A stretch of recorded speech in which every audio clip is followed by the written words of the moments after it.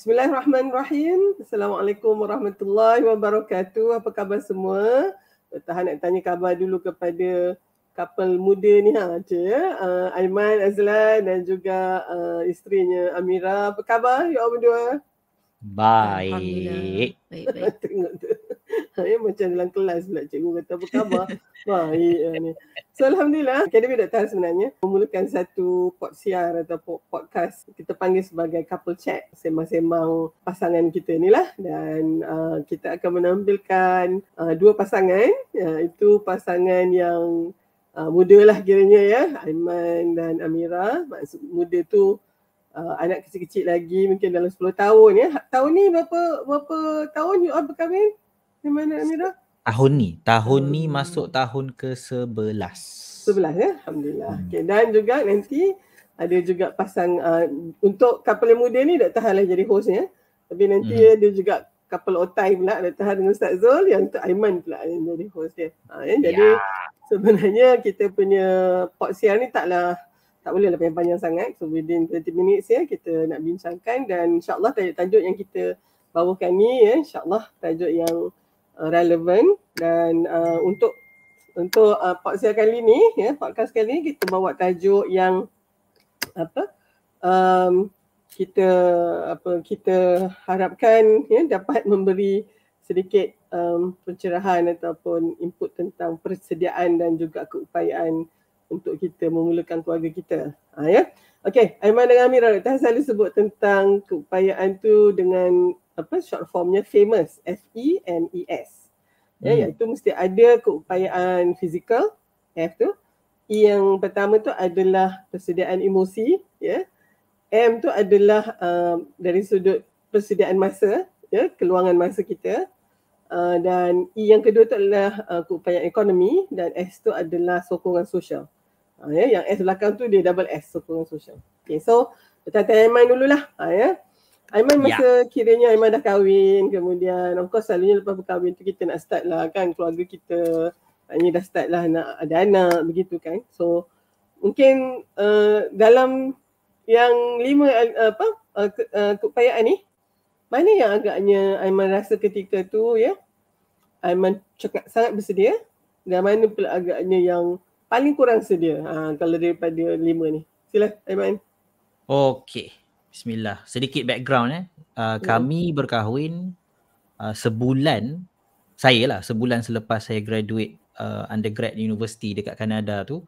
Balik ke Malaysia November, Disember dah kahwin dah. So sebulan gap antara graduation dan juga akad nikah. And pada umur 23 tahun, kami sama umur 23 tahun. Mira pun waktu tu baru je grad. So dua-dua baru grad. Dan tapi Mira dekat UK terus masuk. Mira dekat UK Mira kan? UK London. Okay. Alright. Mira di London. So yang paling obvious pada waktu itu, yang paling kurang persediaannya adalah dari segi ekonomi lah. Tapi itu tak bermakna saya papa kedana ke apa ke, tidak lah. Duit tu ada, boleh digunakan nak kickstart marriage tersebut.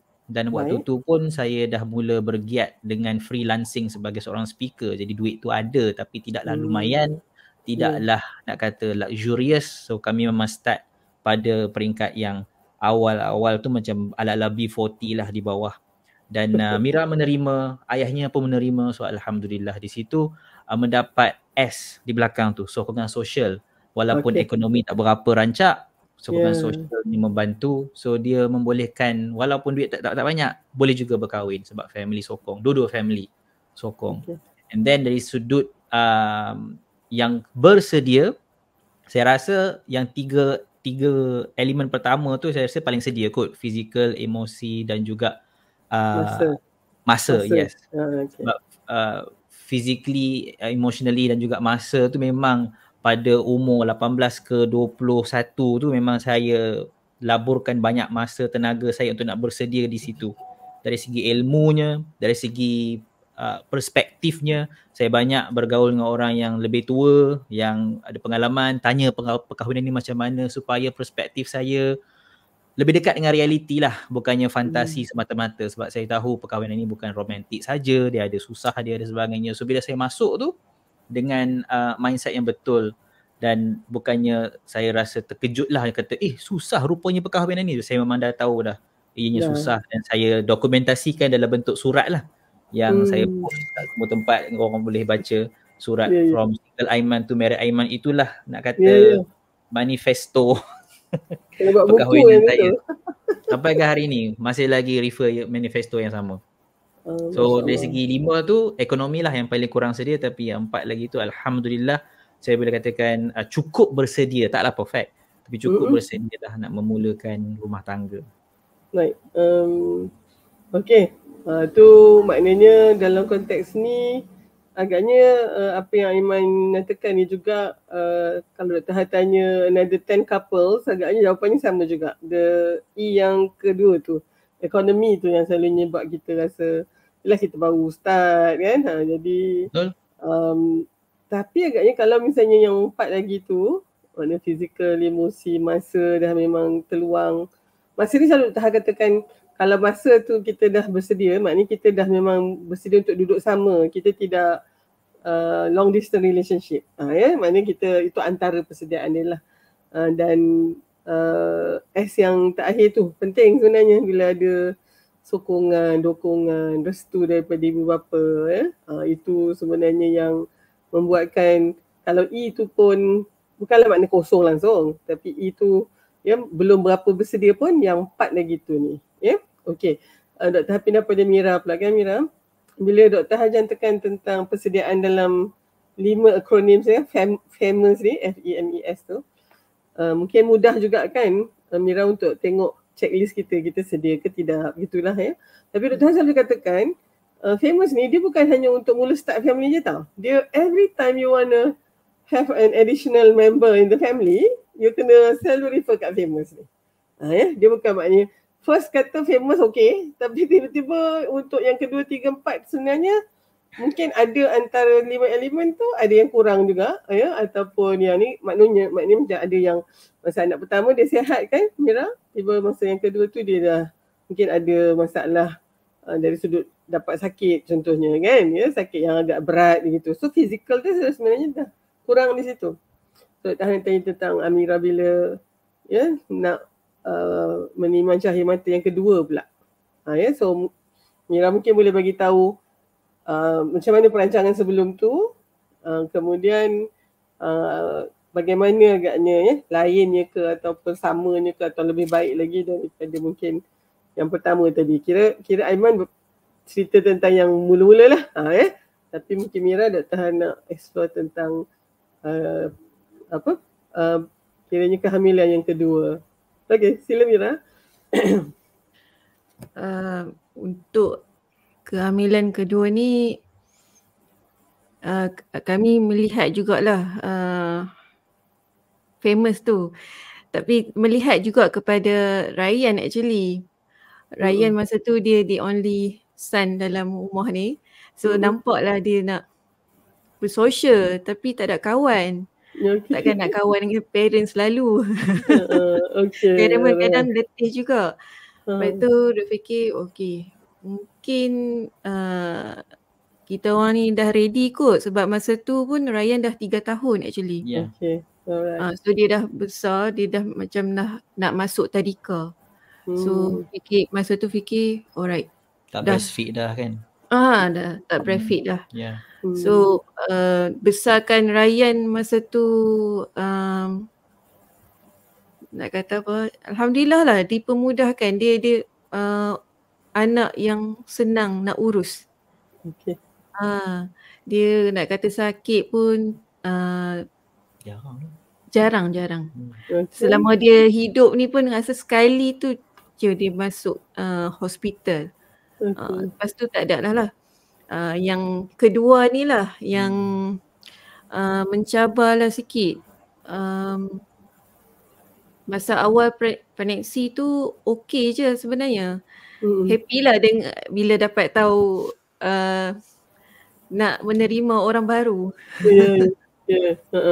So dah ingat macam tunggu juga dah kan kiranya Mira, dah menunggu-nunggu juga kan. Sebab tengoklah macam kadang-kadang macam Mira ni melihat juga, terefek juga dengan keadaan sekeliling, tengok oh kawan ni, oh dia dah ada dah anak kedua, betul anak ketiga. Kita ni baru seorang, ada efek juga benda tu. Tapi itulah kita berpatah balik kepada famous tu lah, kita ni ready ke tak sebenarnya.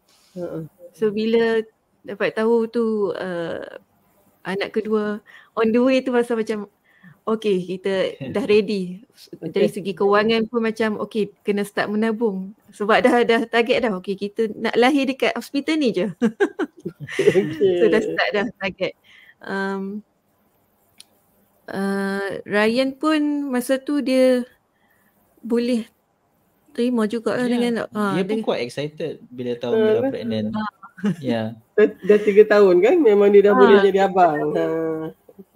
Dah 3 tahun menunggu. Lepas tu pada waktu trimester yang ketiga, yang terakhir tu lah, nak dekat-dekat hujung-hujung tu, masa tu lah yang ada ujian lah. Tiba-tiba doktor kata ada kencing kotor lah apa. Ni sebelum Yusof lahir lah. So macam tak expect pun. So kita terima je lah. Lepas tu lepas kencing kotor tu dah okey, tiba-tiba rasa macam Yusof dalam kandungan kurang gerak, rasa lemah. So macam dapat detect lah, dia bergerak, bukan tak bergerak, tapi lemah. Dia lemah. So macam rasa something wrong lah time tu. So kata Kak Aiman, jomlah kita teruslah jumpa doktor. So pergi jumpa doktor, doktor scan semua. Dia nampak yang air ketuban pun dah kurang. Dekat borderline ke bawah borderline, tak ingat dah. Sikit kan. Lepas tu ada lagi lah dia tengok macam tak baby tu macam semua macam dekat borderline.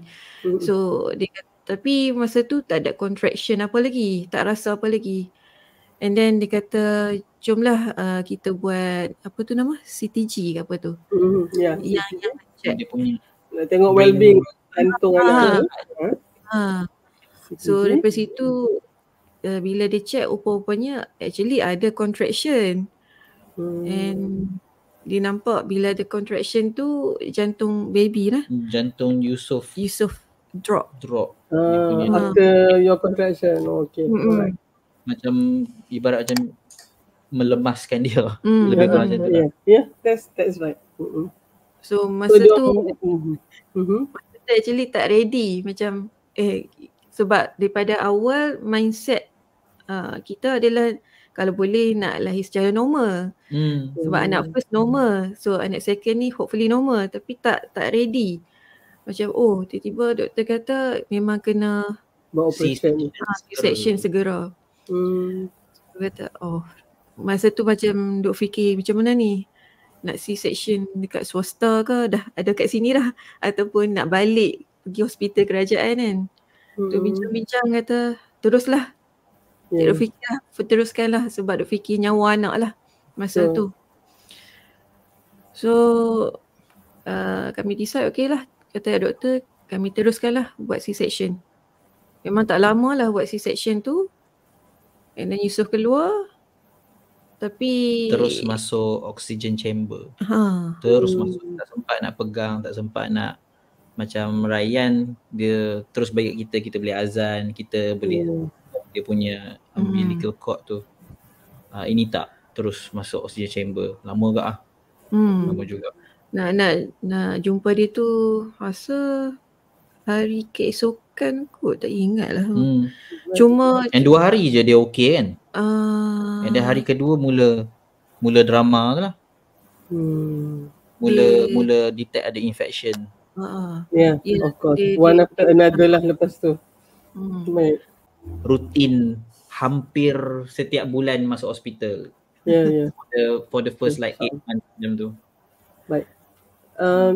Baik, maknanya kan, I think this is very important untuk macam mana pun kita bersedia, berupaya dah siap dah dengan famous semua-semua tu. Ryan pun dah 3 tahun. Tapi dengan kuasa Allah tu dia akan bagi kita sesuatu untuk challenge kita lah. Dan ketika tu of course Aiman dengan Mira ya, kita kata la yukallifullahu nafsan illa wus'aha ya. Memang kita setiap ujian tu akan ada kekuatan di situ. Cumanya Dr. mungkin nak dalam podcast kita ni kita lihat bila ada persediaan dah, when you have something yang macam ni yang tak diduga, ya paling tidaknya mungkin anak Ryan tu dah besar dah, ya maknanya dah 3 tahun, dan kita mungkin boleh fokus kepada masa tu Yusuf lah yang ada komplikasi dan seterusnya. Cuba bayangkan kalau misalnya dalam keadaan yang kita tidak mengambil berat tentang persediaan kita, kan Man? So sebenarnya kalau semua okey alhamdulillah. Jadi kalau ada macam inilah, so mungkin Aiman nak mungkin simpulkan dari sudut pentingnya ya adanya persediaan tu. Walaupun kisah anak kedua kami tu ada benda tidak diduga, tetapi kalau nak dibandingkan katakanlah Yusuf itu anak tak sengaja, rasanya tahap stres kami tu akan jadi lebih tinggi dalam keadaan macam tu. Sebab tengok pregnancy test, alamak positif, alamak pula. Lepas tu pregnancy yang tidak kita ready lagi mentally, physically, financially, nak go through 9 months, itu akan menimbulkan stres. And then di hujungnya pula ada complication, contraction, jantung turun, lepas tu kena C-section, dia akan berlapik-lapik dia punya stress level itu kepada tahap yang mungkin unbearable atau overwhelming lah. But untuk Yusuf, walaupun ianya berat, saya tak fikir dia sampai ke tahap overwhelming. Alright. We still nakkan Yusuf. It was a planned pregnancy, and then duit tu kami sudah sediakan, even though lari bajet sikit, tapi dia masih lagi, you still have that preparation. Bukannya zero terus. Sungguh pun benda tak diduga berlaku, it's much better berbanding kalau you tak prepare langsung. Dan main, kita panggil ikut dan je lah nak dapat anak tu. Dan fikir juga dari sudut psikologi lah, macam mana perspektif kita kepada nak menyambut anak tu. Macam Yusuf, kami nakkan dia datang, bila dia datang kami happy, Ryan pun happy. Kami bagi tahu kat Ryan, we're about to try to have a baby, bukan baby brother, but like adik lah for you, and so on. Dia pun excited. So everybody dah macam prepare emotionally at least untuk nak menyambut this new person. Right? And the experience yang berlaku selepas itu adalah experience yang berlaku yang kita alami bersama-sama. It's like a roller coaster ride. It's scary, but also something yang seronok bila kita laluinya bersama. And in the end, is healthy, well. Right now pun dia dah capai banyak milestone dia, and sedang catch up lah dengan developmental milestones yang lain. And we couldn't be happier lah yang Yusuf is, compared to 5 years ago, is who he is right now. So preparation is very important lah in that sense. Yusuf dah 5 tahun sekarang. 5. Okay. So maknanya kita mungkin kena wrap up this kita punya podcast kita ni. Tapi to me that kita mungkin bersama dalam 15 minit tapi sebenarnya sangat banyak yang kita belajar. Dan juga kalau Dr. boleh tambah sikit lagi kan, maknanya you are actually planning to space out, tunggu dulu Yusuf punya development. 5 tahun ni mungkin kalau tengok famous dah dari di balik lah kot kan. I think one thing kita orang lupa nak mention adalah kena lihat ibunya macam mana. Sure. Alright. Because she's going to go through the 9 months kan, so tengok ibunya macam mana. Thanks Aiman. So maknanya kita doakan untuk Aiman dan Amira. Tapi pengajaran ini sangat penting sebab Dr. sendiri sebagai pakar obstetrik ni nampak macam-macam. Ada yang memang kita dah bagi nasihat semua tu tapi tak masuk lah juga. Jadi tahun tu sorang, and then like walaupun dah ada yang complication macam ni, some of my patient tu ada yang mungkin dapat cerebral palsy contohnya kan, sebab ada lemas dalam kandungan contohnya. So kita minta lah space out dulu ya, sebab kita kena bagi masa. Dia tengok mengandung juga, jadinya macam anak dia duduk keluar masuk hospital, perut dia pun makin besar kan. Jadi I cannot imagine macam manalah tu ya, beban yang di of course kita boleh saja kata kita dah serahkan pada Allah, kita yakin nak buat macam mana, dah takdir. Tapi sebenarnya kita kalau macam tu Dr. Hassan, macam kita tak ada, kita sebenarnya dimestikan untuk berikhtiar dan membuat satu perancangan. Tapi kalau kita tak nak dan tiba-tiba jadi berlaku begitu, rasanya tidak sewajarnya kita meletakkan semuanya kepada ketentuan Allah. Begitu kan, tiba-tiba. So yang ini ni, terima kasih ya Aiman dan Amira for your input, sangat-sangat penting. Dan kita harap ya pasangan-pasangan muda ya, bayi-bayi Aiman dan Amira ambil iktibar. Sebenarnya kalau ikut Dr. Hanif, each pregnancy, ini bukan Dr. Han yang cakap ni Profesor Abdul Rahim Omran ya, dalam buku dia Family Planning in the Legacy of Islam, dia kata dalam Islam sebenarnya each pregnancy should be planned, intended and wanted. Plan, intended and wanted. Maknanya mesti dirancang kehadiran anak kita tu, mestilah diidam-idamkan ya. Ada niatnya tu dan sangat dikehendaki. Dan tentu sekali lawan kepada itu ialah unplanned, unintended, unwanted. Okay? Yang unwanted tu sakit. Tu sedih tu betul ya. Sebagai pakar obstetrik kita tahu sangat, walaupun mak dia mulut cakap okeylah, bolehlah, saya terima je ya, Tuhan nak bagi dah. Tapi bahasa badan yang lain tu memang tunjukkan sebenarnya dia tak berapa happy lah. Okay? Jangan sampai itu berlaku. So terima kasih Aiman dan Amira ya, di atas input yang diberi. InsyaAllah kita akan jumpa lagi dalam podcast seterusnya. Jangan lupa untuk ikuti kita punya podcast ni. Jangan lupa subscribe ya, dan juga tekan butang notification tu, dan mudah-mudahan nanti jangan terlepaslah dengan podcast yang seterusnya.